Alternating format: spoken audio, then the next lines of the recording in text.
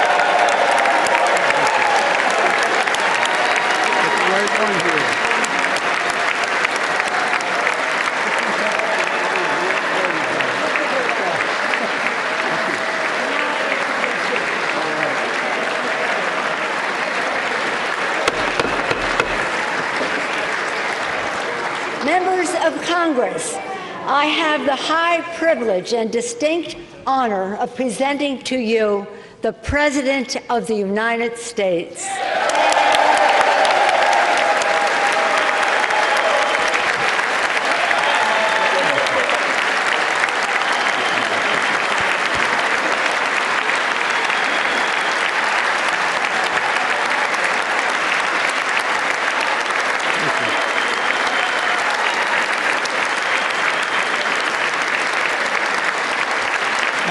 Thank you.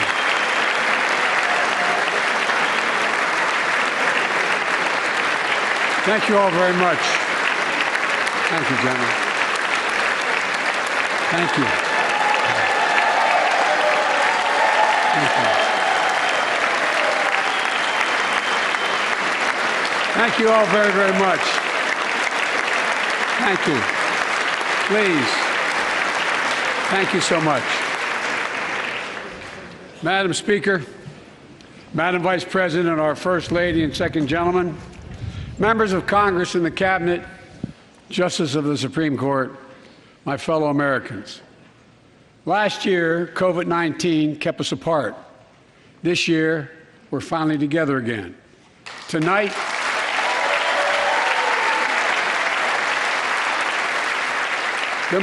we meet as Democrats, Republicans, and Independents, but most importantly, as Americans, with the duty to one another, to America, to the American people, to the Constitution, and an unwavering resolve that freedom will always triumph over tyranny.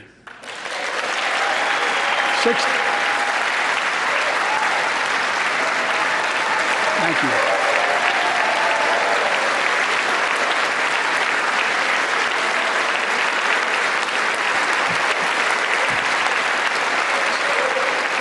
6 days ago, Russia's Vladimir Putin sought to shake the very foundations of the free world, thinking he could make it bend to his menacing ways.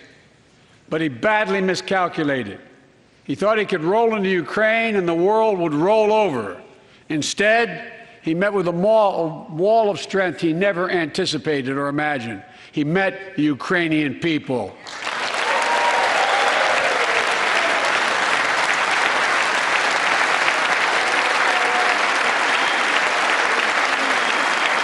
From President Zelensky to every Ukrainian, their fearlessness, their courage, their determination literally inspires the world. Groups of citizens blocking tanks with their bodies. Everyone from students to retirees to teachers turned soldiers defending their homeland. And in this struggle, President Zelensky said in his speech to the European Parliament, "Light will win over darkness." The Ukrainian ambassador to the United States is here tonight, sitting with the First Lady. Let each of us, if you're able to stand and send an unmistakable signal to the world of Ukraine. Thank you. Thank you, thank you, thank you.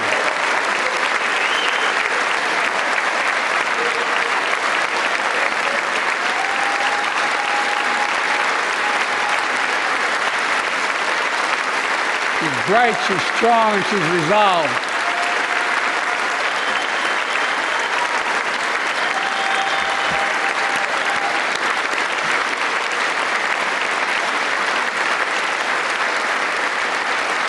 Yes, we, the United States of America, stand with the Ukrainian people. Throughout our history, we've learned this lesson. When dictators do not pay a price for their aggression, they cause more chaos. They keep moving, and the cost, the threats to America and America to the world keeps rising. That's why the NATO alliance was created, to secure peace and stability in Europe after World War II. The United States is a member, along with 29 other nations. It matters. American diplomacy matters. American resolve matters. Putin's latest attack on Ukraine was premeditated and totally unprovoked. He rejected repeated efforts at diplomacy. He thought the West and NATO wouldn't respond. He thought he could divide us at home, in this chamber, in this nation. He thought he could divide us in Europe as well. But Putin was wrong. We are ready. We are united, and that's what we did. We stayed united. We prepared extensively and carefully. We spent months building coalitions of other freedom-loving nations in Europe and the Americas, from America to the Asian and African continents, to confront Putin. Like many of you, I spent countless hours unifying our European allies. We shared with the world in advance what we knew Putin was planning and precisely how he would try to falsify and justify his aggression. We countered Russia's lies with the truth.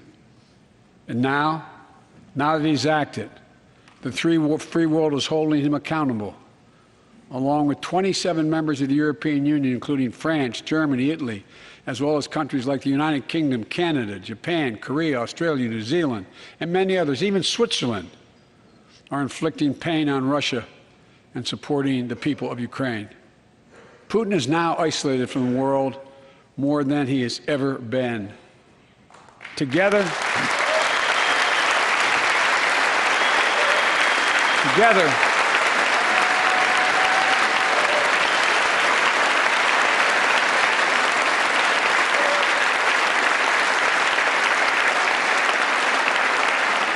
along with our allies, we are right now enforcing powerful economic sanctions. We're cutting off Russia's largest banks in the international financial system, preventing Russia's central bank from defending the Russian ruble, making Putin's $630 billion war fund worthless. We're choking Russia's access. We're choking Russia's access to technology that will sap its economic strength and weaken its military for years to come. Tonight, I say to the Russian oligarchs and the corrupt leaders who built billions of dollars off this violent regime, no more. The United States, I mean it.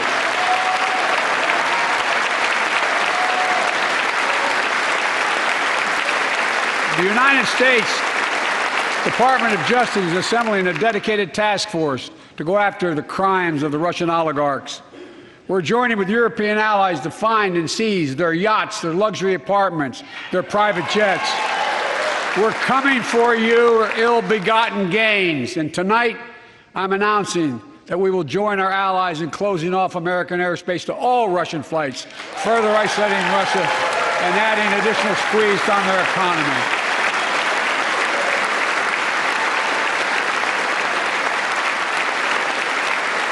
He has no idea what's coming. The ruble has already lost 30% of its value. The Russian stock market has lost 40% of its value, and trading remains suspended. The Russian economy is reeling, and Putin alone is the one to blame. Together with our allies, we're providing support to the Ukrainians in their fight for freedom. Military assistance, economic assistance, humanitarian assistance. We're giving more than $1 billion in direct assistance to Ukraine, and will continue to aid the Ukrainian people as they defend their country and help ease their suffering.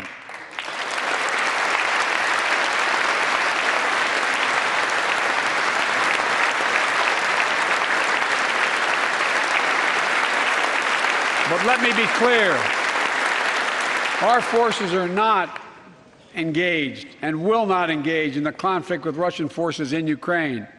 Our forces are not going to Europe to fight Ukraine, but to defend our NATO allies in the event that Putin decides to keep moving west.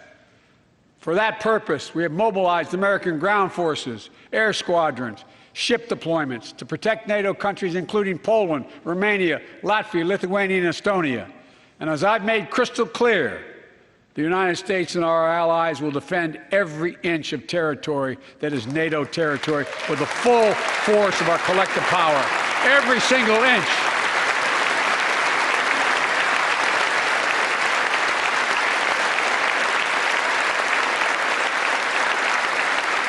And we're clear-eyed. The Ukrainians are fighting back with pure courage. But the next few days, weeks, and months will be hard on them. Putin has unleashed violence and chaos, but while he may make gains on the battlefield, he'll pay a continuing high price over the long run. And a pound of Ukrainian people, the proud, proud people, pound for pound, ready to fight with every inch of energy they have. They've known 30 years of independence, have repeatedly shown that they will not tolerate anyone who tries to take their country backwards. To all Americans, I'll be honest with you, as I always promised I would be. A Russian dictator invading a foreign country has cost around the world.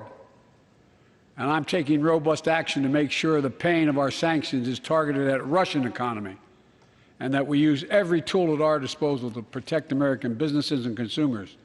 Tonight, I can announce the United States has worked with 30 other countries to release 60 million barrels of oil from reserves around the world. America will lead that effort, releasing 30 million barrels of our own strategic petroleum reserve. And we stand ready to do more if necessary, united with our allies. These steps will help blunt gas prices here at home, but I know news about what's happening can seem alarming to all Americans. But I want you to know we're going to be okay. We're going to be okay. When the history of this era is written, Putin's war in Ukraine will have left Russia weaker and the rest of the world stronger. While it shouldn't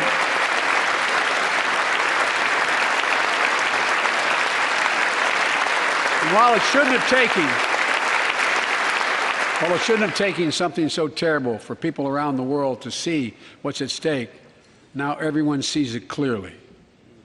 We see the unity among leaders of nations, a more unified Europe, a more unified West. We see unity among the people who are gathering in cities and large crowds around the world, even in Russia, to demonstrate their support for the people of Ukraine. In the battle between democracy and autocracies, democracies are rising to the moment, and the world is clearly choosing the side of peace and security. This is the real test, and it's going to take time. So let us continue to draw inspiration from the iron will of the Ukrainian people. To our fellow Ukrainian Americans who forged the deep bond that connects our two nations, we stand with you. We stand with you. Putin may circle Kyiv with tanks, but he'll never gain the hearts and souls of the Iranian people. He'll never extinguish their love of freedom. and he will never, never weaken the resolve of the free world.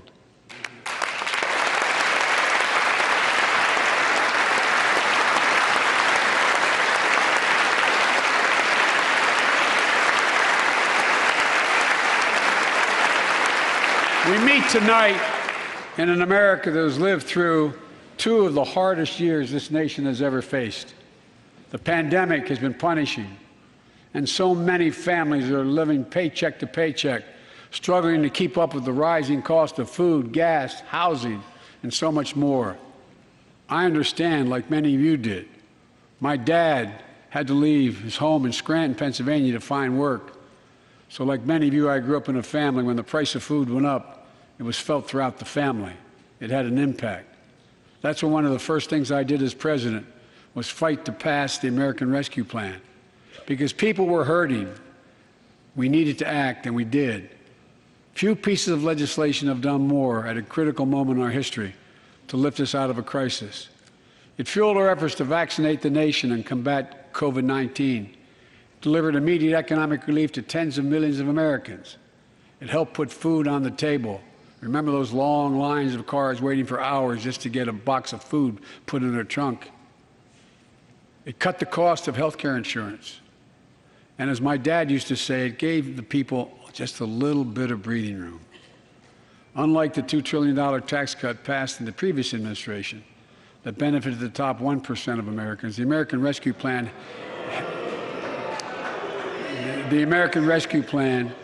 helped working people and left no one behind.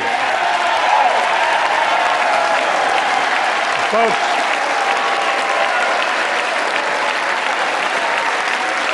and it worked. It worked.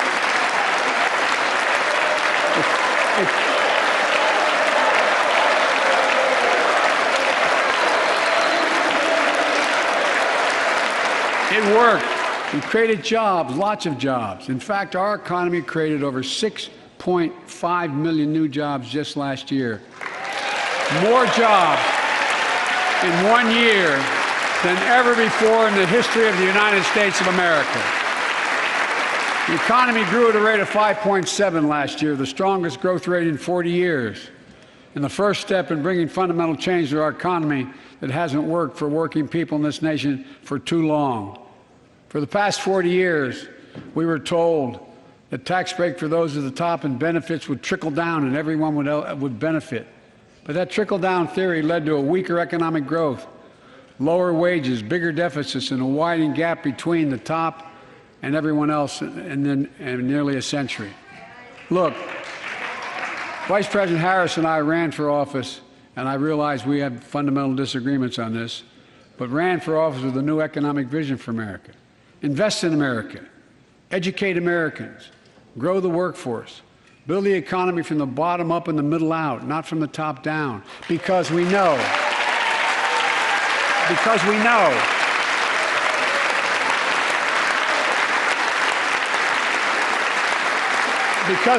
when the middle class grows, the poor have a way up and the wealthy do very well. America used to have the best roads, bridges, and airports on earth, and now our infrastructure is ranked 13th in the world. We won't be able to compete for the jobs of the 21st century if we don't fix it. That's why it was so important to pass the bipartisan infrastructure law. And I thank my Republican friends who joined to invest and rebuild America, the single biggest investment in history. It was a bipartisan effort, and I want to thank the members of both parties who worked to make it happen. We're done talking about infrastructure weeks. We're now talking about an infrastructure decade. And look, it's going to transform America, to put us on a path to win the economic competition of the 21st century that we face with the rest of the world, particularly China. I've told Xi Jinping it's never been a good bet to bet against the American people. We'll create good jobs for millions of Americans, modernizing roads, airports, ports, waterways, all across America. And we'll do it to withstand the devastating effects of climate change and promote environmental justice. We'll build a national network of 500,000 electric vehicle charging stations. Begin to replace the poisonous lead pipes so every child, every American has clean water to drink at home and at school. We're going to provide affordable, high-speed internet for every American, rural, suburban, urban, and tribal communities. 4,000 projects have already been announced. Many of you have announced them in your districts. And tonight, I'm announcing that this year, we will start fixing over 65,000 miles of highway and 1,500 bridges in disrepair. And folks,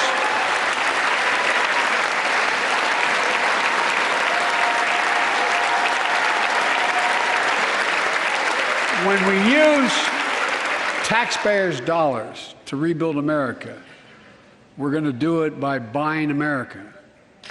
Buy American products. Support American jobs. The federal government spends about $600 billion a year to keep this country safe and secure. There's been a law on the books for almost a century to make sure taxpayers' dollars support American jobs and businesses. Every administration, Democrat and Republican, says they'll do it, but we're actually doing it.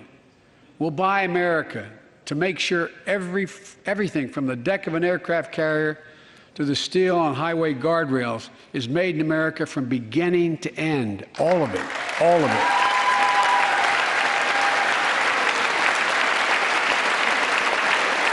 But folks, to compete for the jobs of the future, we also need a level playing field with China and other competitors. That's why it's so important to pass the Bipartisan Innovation Act sitting in Congress that will make record investments in emerging technologies and American manufacturing. We used to invest almost 2% of our GDP in research and development. We don't now. China is. Let me give you one example why it's so important to pass.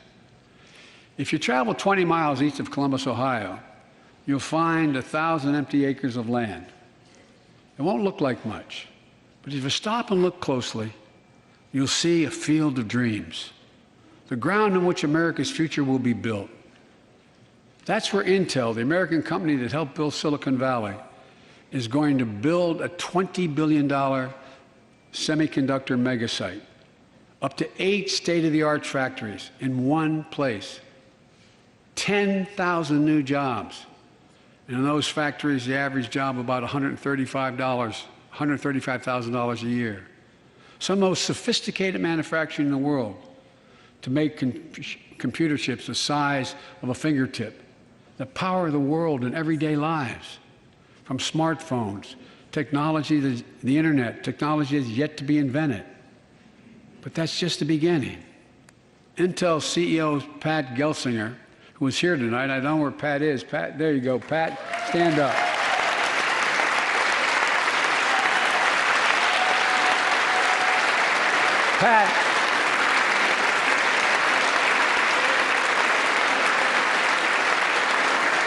Pat came to see me and he told me they're ready to increase their investment from $20 billion to $100 billion.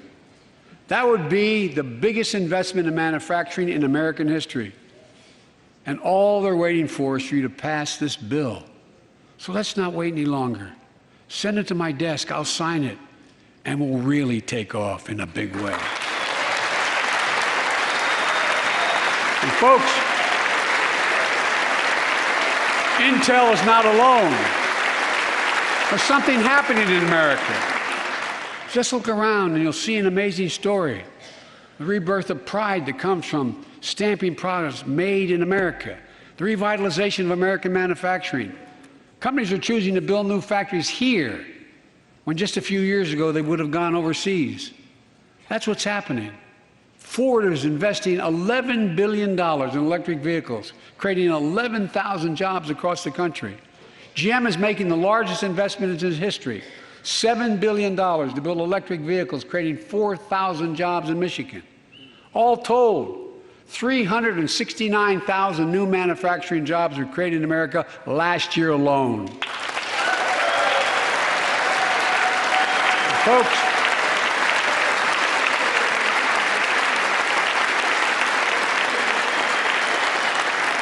powered by people I've met like JoJo Burgess from generations of union steelworkers in Pittsburgh, who's here with us tonight. Where are you, JoJo?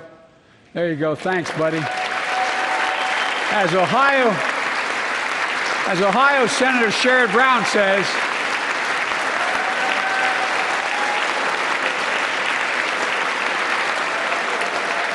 Sherrod Brown says it's time to bury the label Rust Belt.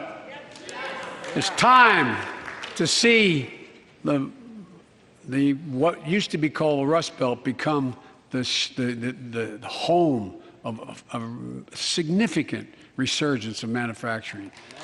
And with all the bright spots in our economy, record job growth, higher wages, too many families are struggling to keep up with their bills. Inflation is robbing them of gains they thought otherwise they would be able to feel.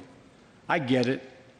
That's why my top priority is getting prices under control. Look, our economy roared back faster than almost anyone predicted, but the pandemic meant that businesses had a hard time hiring enough people because of the pandemic to keep up production in their factories.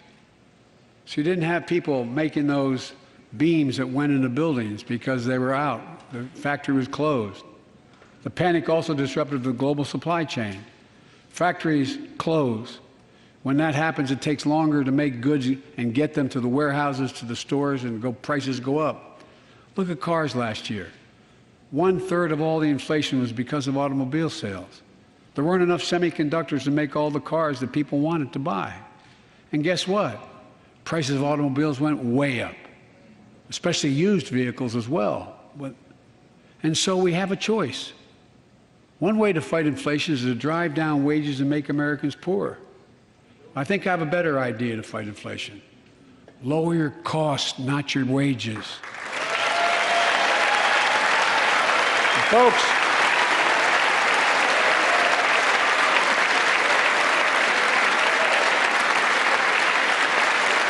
that means make more cars and semiconductors in America, more infrastructure and innovation in America, more goods moving faster and cheaper in America, more jobs where you can earn a good living in America.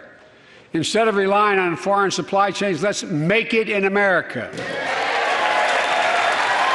Look, economists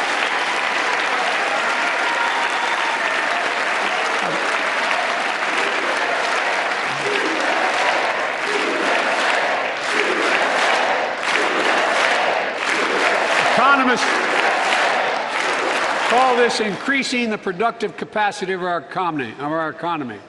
I call it building a better America. My plan to fight inflation will lower your costs and lower the deficit. 17 Nobel laureates in economics said my plan will ease long-term inflationary pressures. Top business leaders, and I believe most Americans, support the plan. And here's the plan. First, cut the cost of prescription drugs.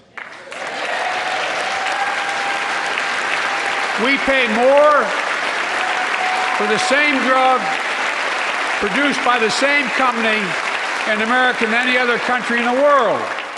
Just look at insulin. 1 in 10 Americans has diabetes. In Virginia, I met a 13-year-old boy, the handsome young man standing up there, Joshua Davis. He and his dad both have type 1 diabetes, which means they need insulin every single day. Insulin costs about $10 a vial to make. That's what it costs the pharmaceutical company. But drug companies charge families like Joshua and his dad up to 30 times that amount. I spoke with Joshua's mom. Imagine what it's like to look at your child who needs insulin to stay healthy and have no idea how in God's name you're going to be able to pay for it.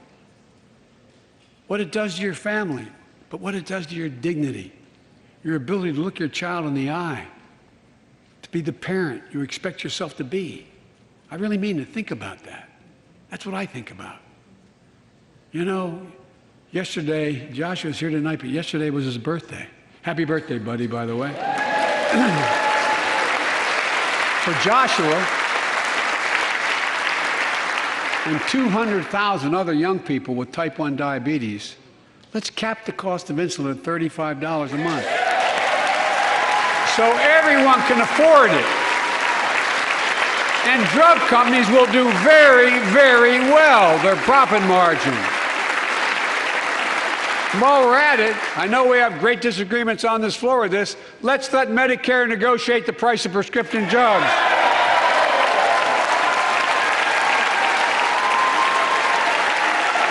They already set the price for VA drugs. Look, the American Rescue Plan is helping millions of families with Affordable Care Act plans to save them $2,400 a year on their health premiums. Let's close the coverage gap and make these savings permanent. And second, let's cut energy costs for families, an average of $500 a year by combating climate change. Let's provide an investment tax credits to weatherize your home and your business, to be energy efficient and get a tax credit for it. Double America's clean energy production in solar, wind, and so much more. Lower the price of electric vehicles, saving another $80 a month that you're not going to have to pay at the pump. Folks,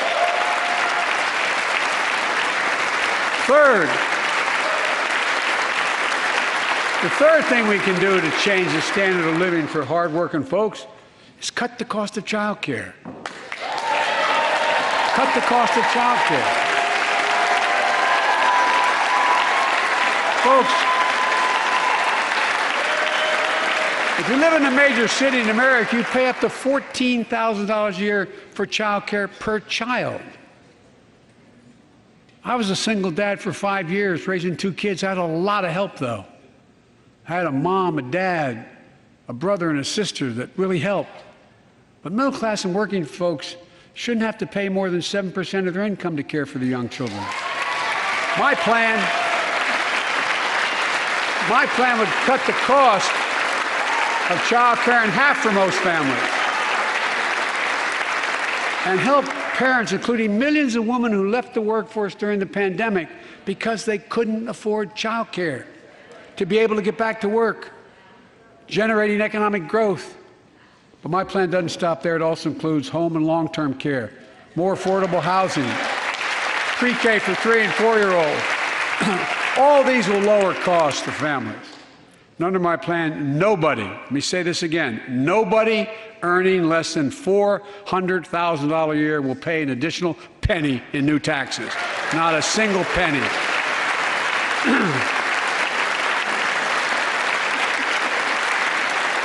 I may be wrong, but my guess is if we took a secret ballot in this floor, that we'd all agree that the present tax system ain't fair. We have to fix it.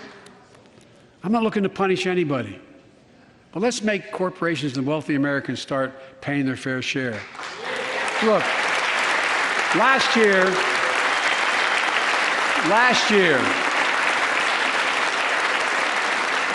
and like Chris Coons and Tom Carper and my distinguished Congresswoman, we come from the land of corporate America.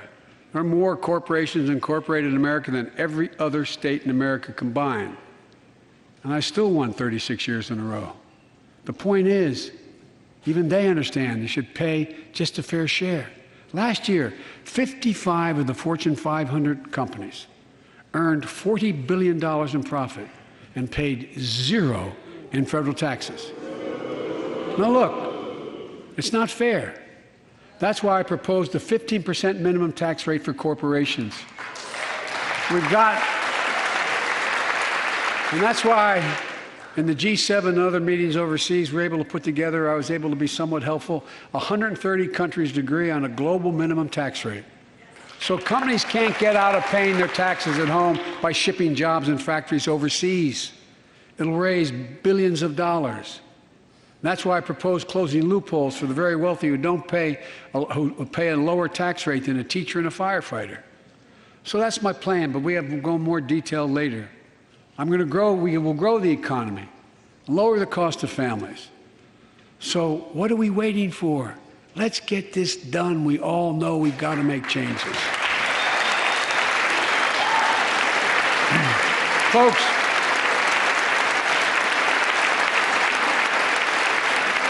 and while you're at it, confirm my nominees for the Federal Reserve, which plays a critical role in fighting inflation. My plan will not only lower costs and give families a fair shot, it will lower the deficit. The previous administration not only ballooned the deficit with those tax cuts for the very wealthy and corporations, it undermined the watchdogs, the job of those to keep pandemic relief funds being wasted. Remember we had those debates about whether or not those watchdogs should be able to see every day how much money was being spent, where was it going to the right place? But in my administration, the watchdogs are back. And we're going to go after the criminals who stole billions of relief money meant for small business and millions of Americans. And tonight I'm announcing that the Justice Department will soon name a chief prosecutor for pandemic fraud.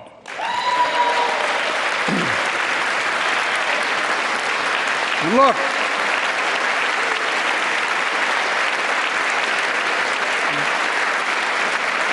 I think we all agree, thank you. By the end of this year, the deficit will be down to less than half of what it was before I took office. The only president ever to cut the deficit by more than $1 trillion in a single year.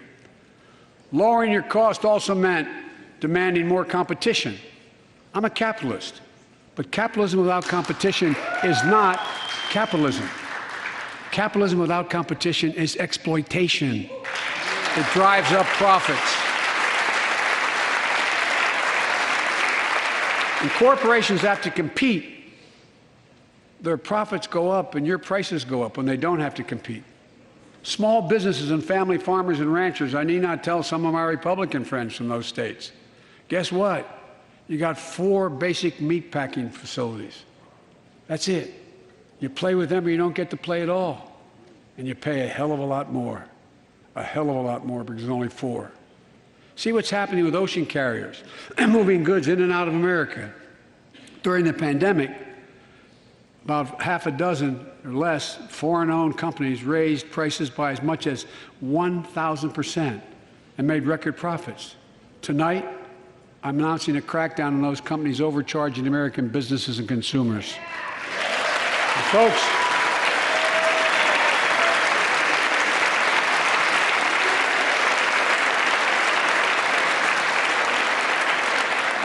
and as Wall Street firms take over more nursing homes, quality in those homes has gone down, and costs have gone up. That ends on my watch. Medicare is going to set higher standards for nursing homes and make sure your loved ones get the care they deserve and that they inspect and they will look at closely. We're also going to cut costs to keep the economy going strong and giving workers a fair shot, provide more training and apprenticeships, hire them based on skills, not just their degrees. Let's pass the Paycheck Fairness Act and paid leave. Raise the minimum wage to $15 an hour and extend the child tax credit so no one has to raise a family in poverty. Let's increase Pell Grants, increase our historic support for HBCUs, and invest in what Jill, our First Lady who teaches full-time, calls America's best-kept secret, community colleges. Look, let's pass the PRO Act. When a majority of workers want to form a union, they shouldn't be able to be stopped. When we invest in our workers and we build an economy from the bottom up and the middle out together, we can do something we haven't done in a long time, build a better America. For more than 2 years, COVID has impacted every decision in our lives and the life of this nation. And I know you're tired, frustrated, and exhausted.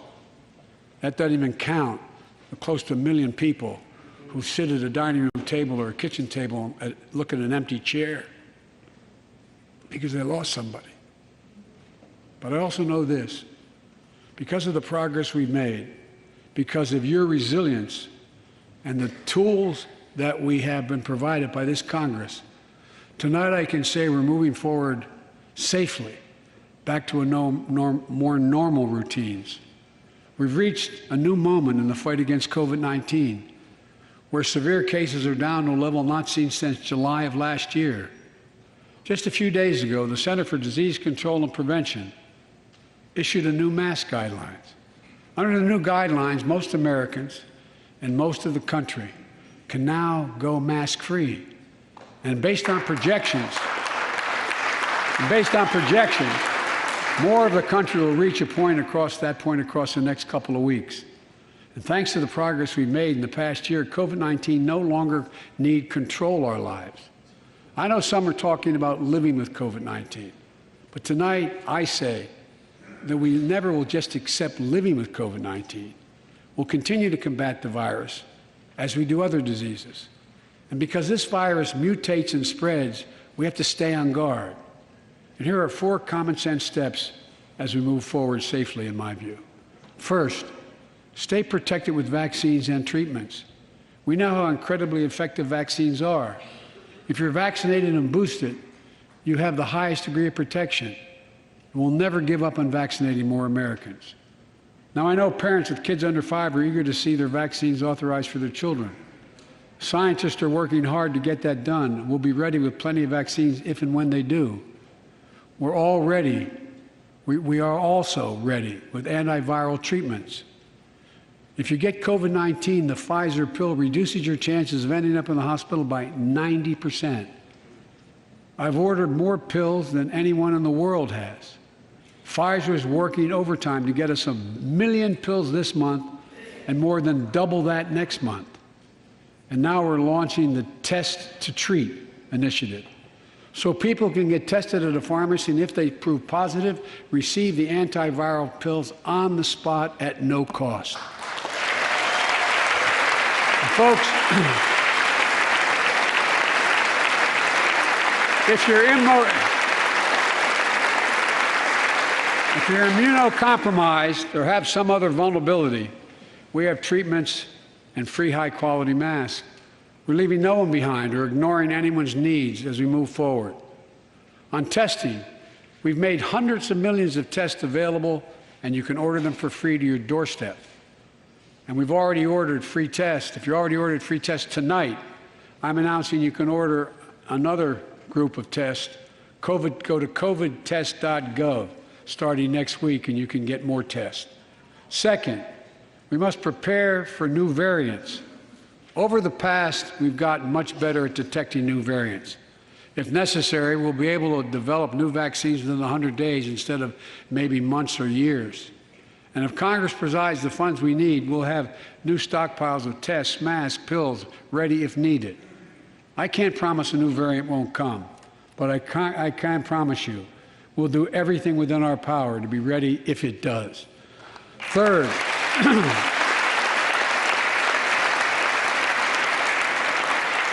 we can end the shutdown of schools and businesses. We have the tools we need. It's time for America to get back to work and fill our great downtowns again with people. People working from home can feel safe and begin to return to their offices. We're doing that here in the federal government. The vast majority of federal workers will once again work in person. Our schools are open. Let's keep it that way. Our kids need to be in school.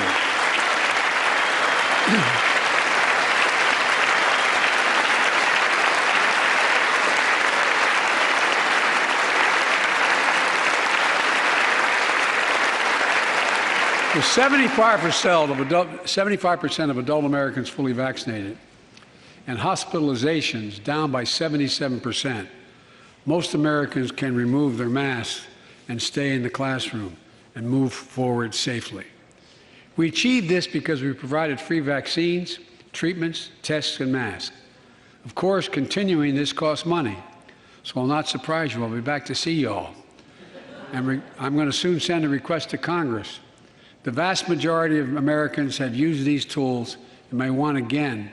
We may need them again, so I expect Congress, and I hope you'll pass that quickly. Fourth, we'll continue vaccinating the world. We've sent 475 million vaccine doses to 112 countries, more than any nation on earth. We won't stop. Because you can't build a wall high enough to keep out a vaccine. The vaccine can stop the spread of these diseases. You know, we've lost so much in COVID-19. Time with one another. The worst of all, the loss of life. Let's use this moment to reset. So stop looking at COVID as a partisan dividing line. See it for what it is, a god-awful disease.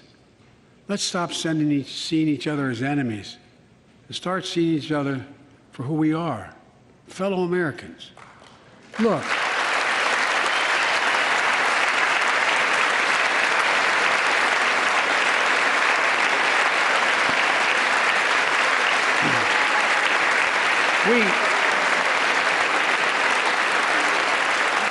we can't change how divided we've been. It was a long time in coming.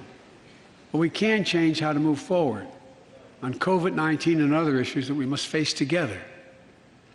I recently visited New York City Police Department days after the funerals of Officer Wilbur Mora and his partner, Officer Jason Rivera. They were responding to a 9/11 call when a man shot and killed them with a stolen gun. Officer Mora was 27 years old. Officer Rivera was 22 years old. Both Dominican Americans who grew up in the same streets that they later chose to patrol as police officers. I spoke with their families, and I told them that we were forever in debt for their sacrifices and will carry on their mission to restore the trust and safety of every community deserves. Like some of you that have been around for a while, I've worked with you on these issues for a long time. I know what works. Investigating crime prevention and community policing, cops who walk the beat, who know the neighborhood, and who can restore trust and safety. Let's not abandon our streets or choose between safety and equal justice. Let's come together and protect our communities, restore trust, and hold law enforcement accountable. That's why the Justice Department has required body cameras, banned chokeholds, and restricted no-knock warrants for its officers. That's why the American Rescue Plan that you all provided $350 billion that cities, states, and counties can use to hire more police, invest in more proven strategies.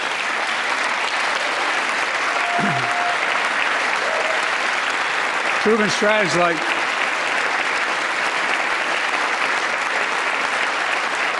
strategies like community violence interruption, trusted messengers, breaking the cycle of violence and trauma, and giving young people some hope. We should all agree the answer is not to defund the police. It's to fund the police. Fund them. Fund them.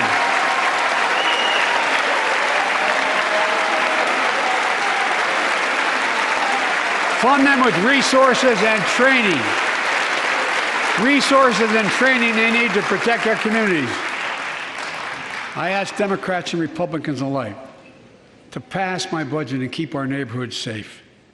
And we'll do everything in my power to crack down on gun trafficking, of ghost guns that you can buy online, assemble at home, no serial numbers, can't be traced.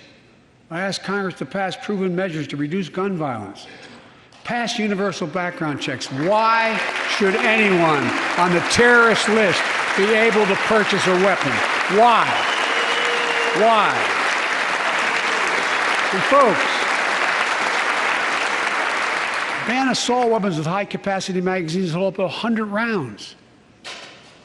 You think the deer are wearing Kevlar vests? Look, repeal the liability shield that makes gun manufacturers the only industry in America that can't be sued. The only one. Imagine had we done that with the tobacco manufacturers. These laws don't infringe on the Second Amendment. They save lives. The most fundamental right in America is the right to vote and have it counted. And look, it's under assault. In state after state, new laws have been passed. Not only to suppress the vote, we've been there before, but to subvert the entire election. We can't let this happen. Tonight I call on the Senate to pass Pass the Freedom to Vote Act. Pass the John Lewis Act, Voting Rights Act. And while you're at it, pass the Disclose Act so Americans know who's funding our election. Look, tonight, I'd like to honor someone who dedicated his life to serve this country. Justice Breyer, an Army veteran, constitutional scholar, retiring Justice of the United States Supreme Court. Justice Breyer, thank you for your service. Thank you, thank you, thank you. I mean it. Get up, stand, let them see you. Thank you.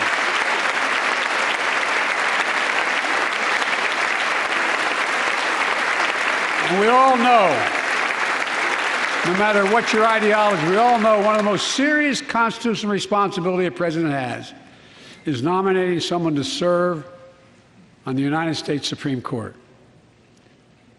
As I did 4 days ago, I've nominated the Circuit Court of Appeals, Ketanji Brown Jackson, one of our nation's top legal minds, who will continue in Justice Breyer's legacy of excellence. A former top litigator in private practice, a former federal public defender, from a family of public school educators and police officers. She's a consensus builder. Since she's been nominated, she's received a broad range of support, including the Fraternal Order of Police and former judges supported by Democrats and Republicans. Folks, if we're to advance liberty and justice, we need to secure our border and fix the immigration system.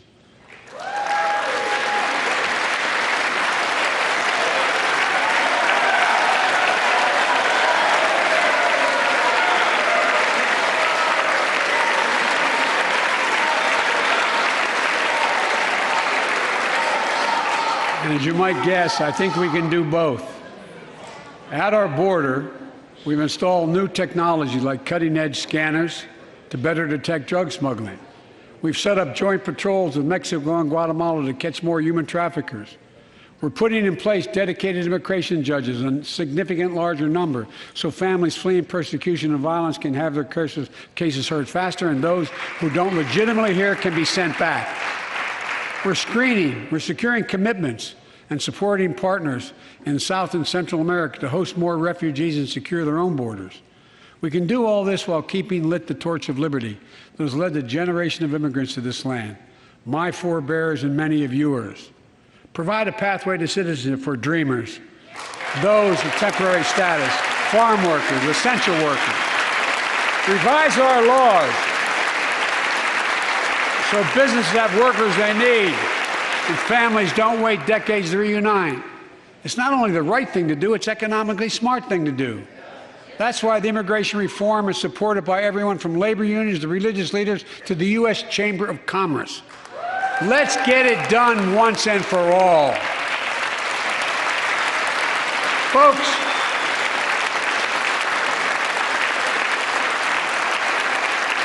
advancing liberty and justice also requires protecting the rights of women. The constitutional right affirmed by Roe v. Wade, standing precedent for half a century, is under attack as never before. If you want to go forward, not backwards, we must protect access to health care, preserve a woman's right to choose, and continue to advance maternal health care for all Americans. And folks, for our LGBTQ plus Americans, let's finally get the Bipartisan Equality Act to my desk. The onslaught of state laws targeting transgender Americans and their families, it's simply wrong. And I said last year, especially to our younger transgender Americans, I'll always have your back as your president so you can be yourself and reach your God-given potential. Folks,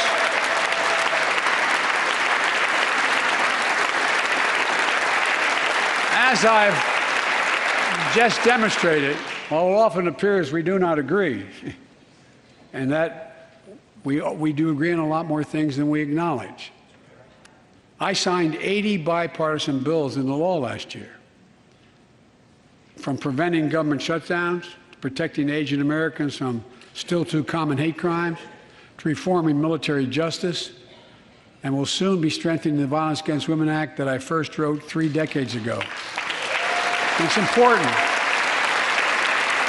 It's important for us to show the nation we can come together and do big things. So tonight I'm offering a unity agenda for the nation. 4 big things we can do together, in my view.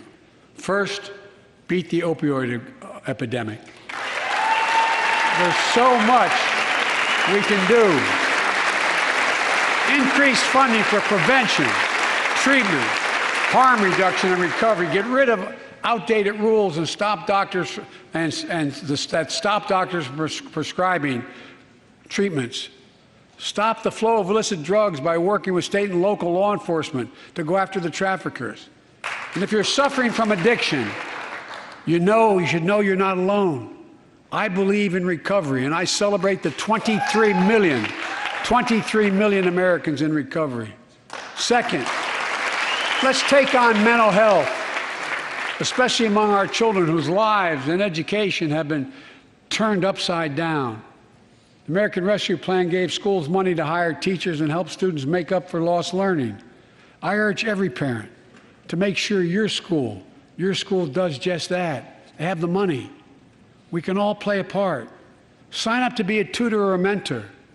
Children were also struggling before the pandemic: bullying, violence, trauma, and the harms of social media. As Frances Haugen, who is here tonight with us, has shown, we must hold social media platforms accountable for the national experiment they're conducting on our children for profit.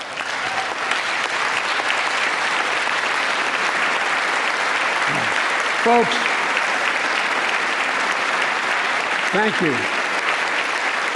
Thank you for the courage you showed.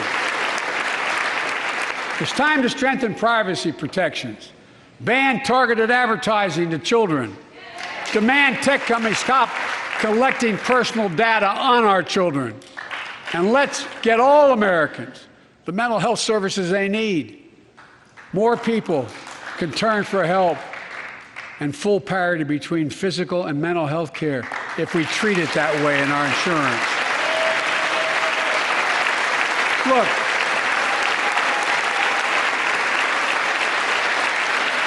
the third piece of that agenda is support our veterans. Veterans are the backbone and the spine of this country. They're the best of us.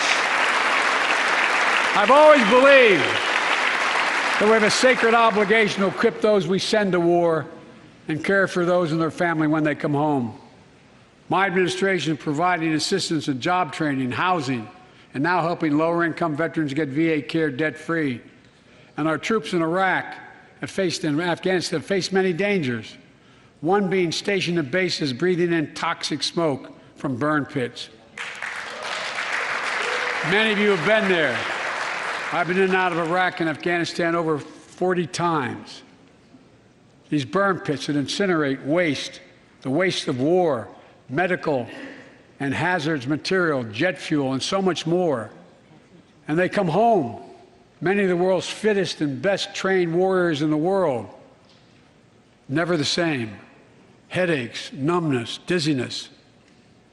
A cancer that would put them in a flag-draped coffin. I know. One of those soldiers was my son, Major Bo Biden.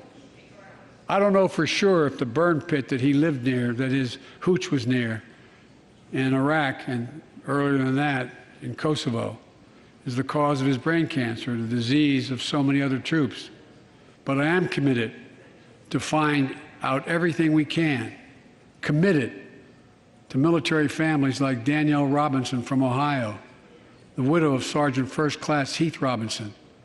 He was born a soldier, Army National Guard, combat medic in Kosovo and Iraq, stationed near Baghdad, just yards from burn pits the size of football fields.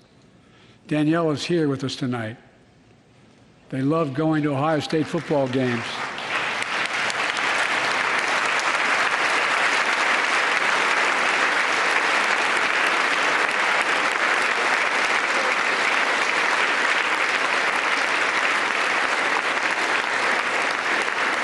and he loved building Legos with their daughter. But cancer from prolonged exposure to burn pits ravaged Heath's lungs and body. Danielle says Heath was a fighter to the very end. He didn't know how to stop fighting, and neither did she. Through her pain, she found purpose to demand that we do better. Tonight, Danielle, we are going to do better. The VA is pioneering new ways of linking toxic exposure to disease, already helping more veterans get benefits. And tonight, I'm announcing we're expanding eligibility to veterans suffering from 9 respiratory cancers. I'm also calling on Congress to pass a law to make sure veterans devastated by toxic exposure in Iraq and Afghanistan finally get the benefits and the comprehensive health care they deserve.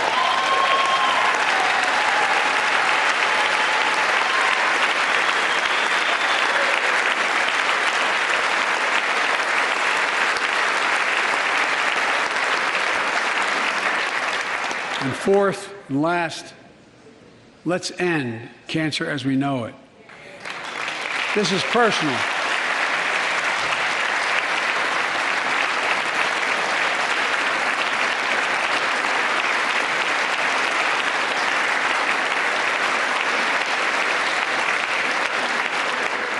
This is personal to me and to Jill and to Kamala and so many of you. So many of you have lost someone you love. Husband, wife, son, daughter, mom, dad. Cancer is the #2 cause of death in America, second only to heart disease. Last month, I announced the plan to supercharge the cancer moonshot that President Obama asked me to lead 6 years ago. Our goal is to cut cancer death rates by at least 50% over the next 25 years, and I think we can do better than that. Turn cancers from death sentences into treatable diseases. More support for patients and their families. To get there, I call on Congress to fund what I called ARPA-H, Advanced Research Projects Agency for Health, patterned after DARPA and the Defense Department. Projects that led in DARPA to the internet, GPS, and so much more that make our forces more safer and be able to wage war with more clarity. ARPA will have a singular purpose: to drive breakthroughs in cancer, Alzheimer's and diabetes, and more. A unity agenda for the nation. We can do these things. It's within our power, and I don't see a partisan edge to any one of those 4 things. My fellow Americans, tonight we've gathered in this sacred space, a citadel of democracy, in this Capitol. Generation after generation of Americans have debated great questions amid great strife and have done great things. We fought for freedom, expanded liberty, debated totalitarianism and terror. We built the strongest, freest, and most prosperous nation the world has ever known. Now is the hour, our moment of responsibility, our test of resolve and conscience, of history itself. It is in this moment that our character of this generation is formed. Our purpose is found. Our future is forged. Well, I know this nation. We'll meet the test, protect freedom and liberty, expand fairness and opportunity, and we will save democracy. As hard as those times have been, I'm more optimistic about America today than I've been my whole life, because I see the future that's within our grasp, because I know there's simply nothing beyond our capacity. We're the only nation on earth that has always turned every crisis we've faced into an opportunity. The only nation that can be defined by a single word: possibilities. So on this night, on our 245th year as a nation, I've come to report on the state of the nation, the State of the Union. And my report is this: the State of the Union is strong because you, the American people, are strong. We are stronger today. We are stronger today than we were a year ago. And we'll be stronger a year from now than we are today. This is our moment. to meet and overcome the challenges of our time. And we will, as one people, one America, the United States of America. God bless you all, and may God protect our troops. Thank you. Go get him.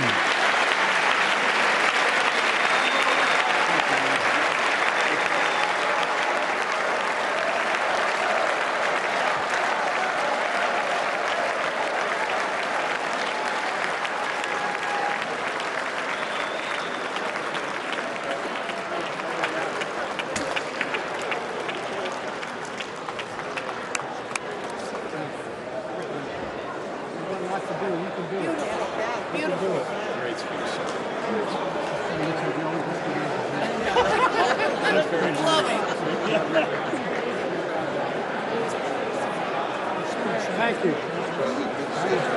Good to see you guys. Well,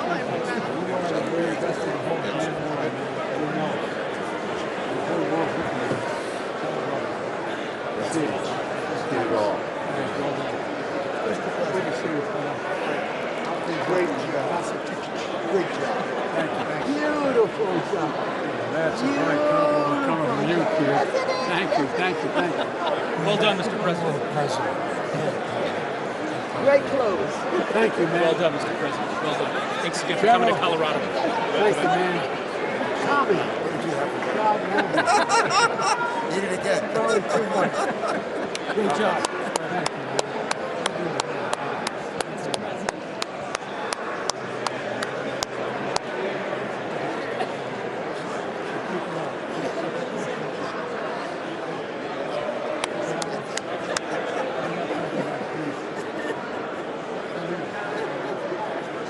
Thank you, man. Well done, Mr. President. That was a hell of a speech. Great job, Mr. President. yes. Nice inspirational speech. You know, they asked me, what did I want to hear tonight? I said, I wanted you to give us some hope. You knocked it out the park. Thank you. Thank you. Thank you. Great job. Besides, we got the best damn generals in the world. I'll tell you what. I'll tell you what. Listen to everything you say, as you know. Good to see you, man.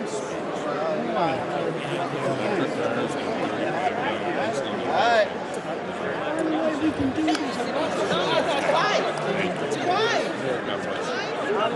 This is the reason why we cut Charles Poverty. I'm serious. She is. She did. She's been at it for a while.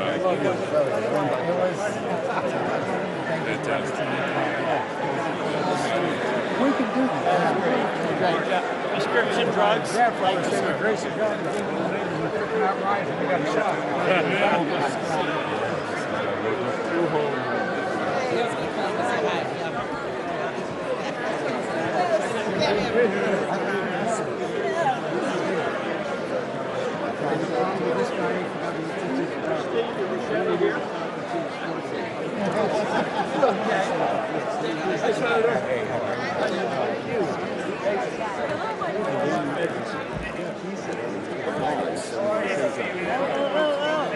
Thank you, Justin.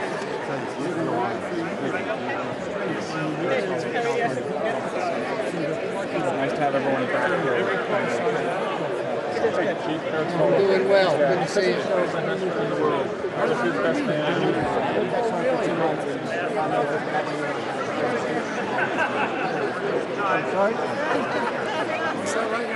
Absolutely.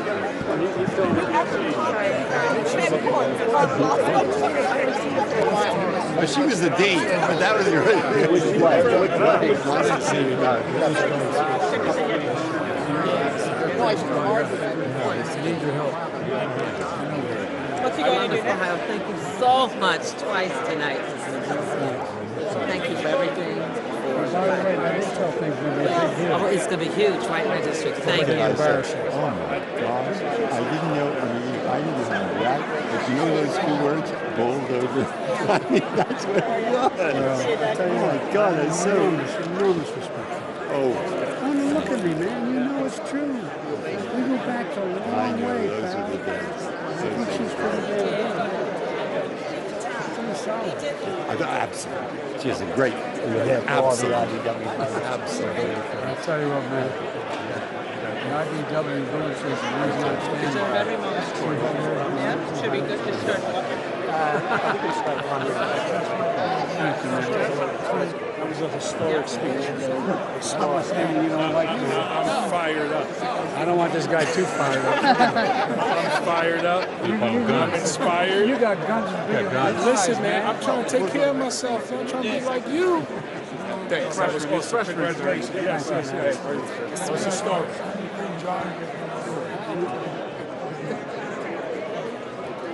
I mean it. Listen, people at home, we should know. In addition, absolutely.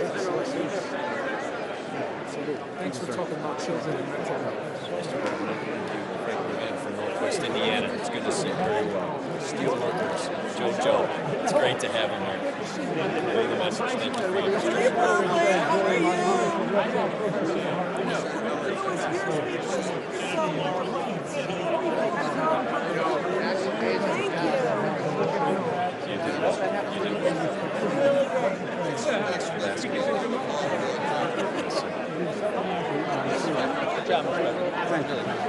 Thanks for what you're doing.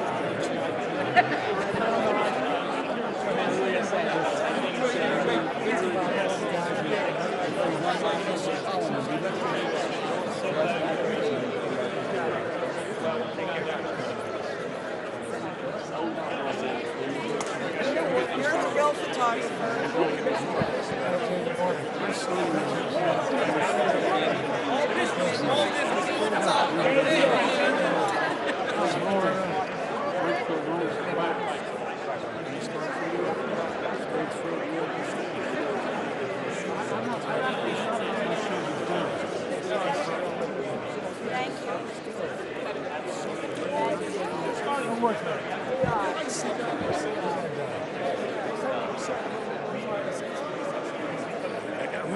Sorry, I got me okay. I'm gonna take off.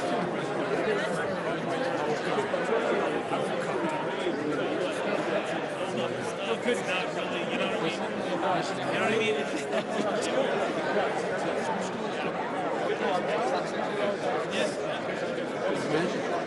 It's a solid.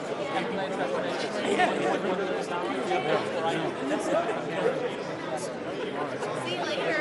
Is the president really still here? Mr. President, you knocked it out of the park. I was screeching, "Go Joe," the whole time. I was like inappropriate in every way. I kept stepping up and saying, "Go Joe, go Joe." I was jumping up the whole time. I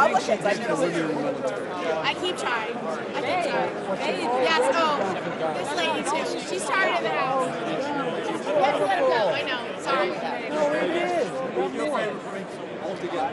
Make it. Yeah. You really did great. Every place is great. She really did great. You doing okay? Yeah, he literally said all the high points over and over again. Over and over. It's like all I heard was just blah, blah, blah. I was giggling. All right, I'm going the right way. Mr. President, Al Green. I know, Al. You can't hide behind that mask. I want your signature on your, this is your card. Okay. Thank you so much. I greatly appreciate it. As a matter of fact, I'm going to get a selfie with you. Give him the camera. He'll do it for you. Okay, let's do it.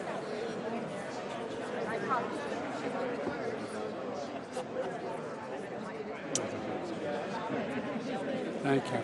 I reminded me when somebody was signing the Obamacare. Oh, look at that. God, thank God. Thank God my mother didn't hear that. Mr. President. He's the president. Thanks. You're mildly prejudiced. I love you. Just buy it.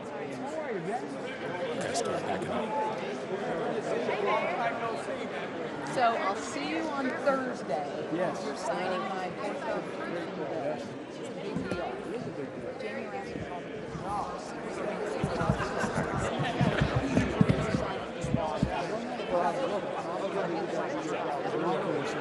the That's right. Thank you for the further. I look forward to seeing you. Thank you.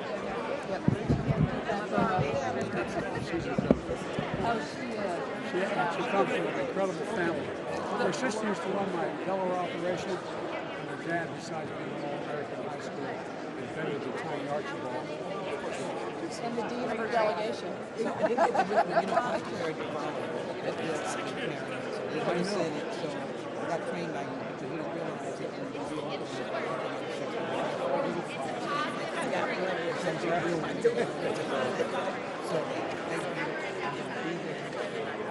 I can do, I care about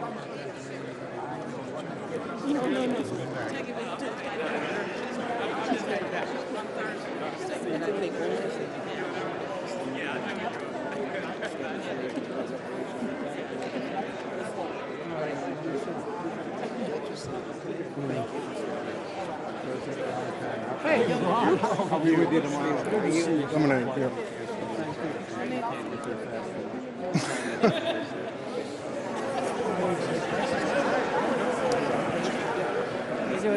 Thank you. Good to see you again.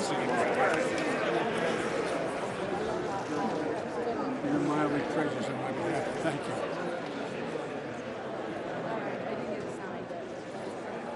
I'm with you. No, I get it. What do you think? Good Lord. Look at this. Go Bears. Look at this. Oh. From the Ukrainian embassy for you and for your spouse. I love this lady.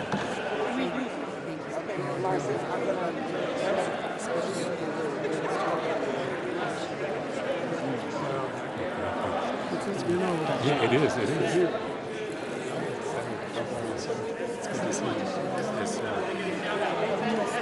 I know. And by the way, Here, so you can get next to it. You go to the front. if I were in Puerto Rico, I spend a lot of time. No, I know. But my point is, I spend a lot of time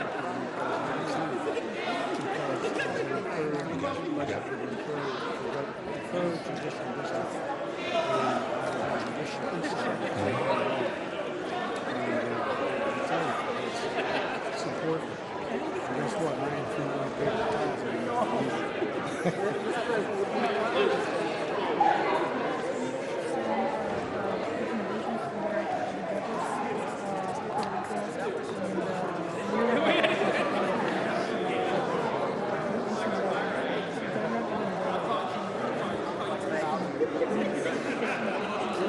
okay.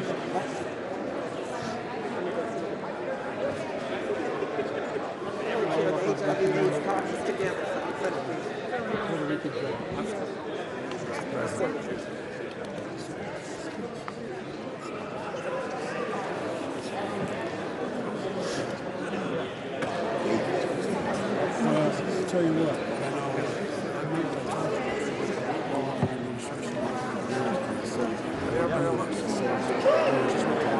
We got spoiled last year. oh, I know. We got that. Yeah, last year this was like This part was easy, we were yes. and out. Thank you. I'll tell you what, I spent an hour and 5 minutes with Zelensky before. I just came back from Ukraine myself. Oh, yeah. I know that's what that is. Yeah, please look at it. I do, yeah.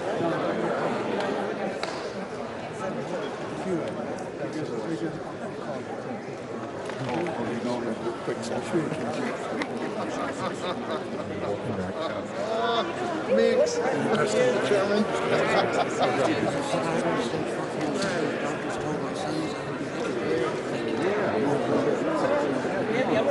We're doing great stuff. It's 15 years ago, I was told I was good because of public investment. You can do all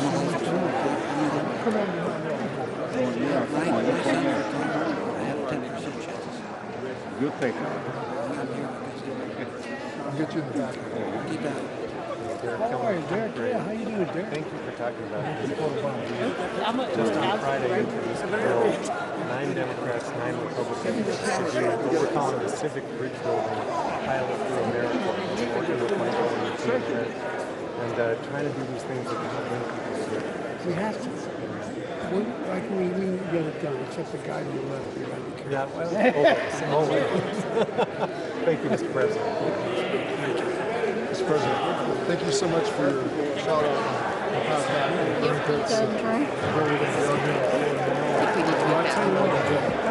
Yes, sir. Good to see you. Good to see you as well. Thank you. Great speech. I don't know who the hell you have about. Oh, get out of here. Come on, let's go shopping. Yeah, let's go shopping. Can we get a photo? Yeah, come on, jump in. All right, I'll get one here. All right, get your face in there. Let me go back this way. All right, Now, he's got something on you guys. You better be careful. He's got the...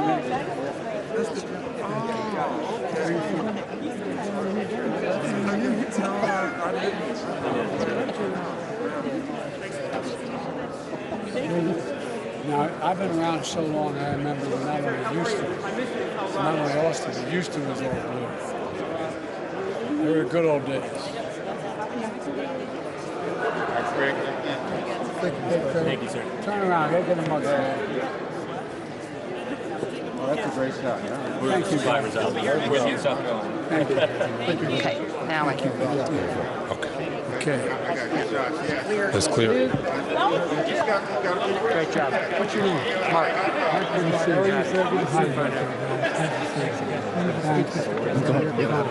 Excuse me. Thank you.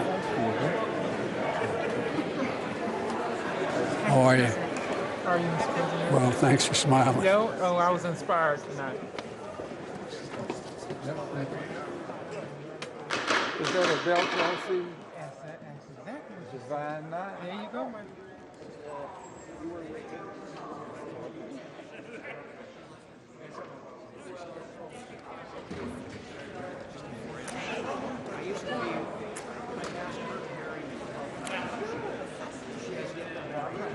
He keeps asking me, but I can't tell him he's married. That would be the reason.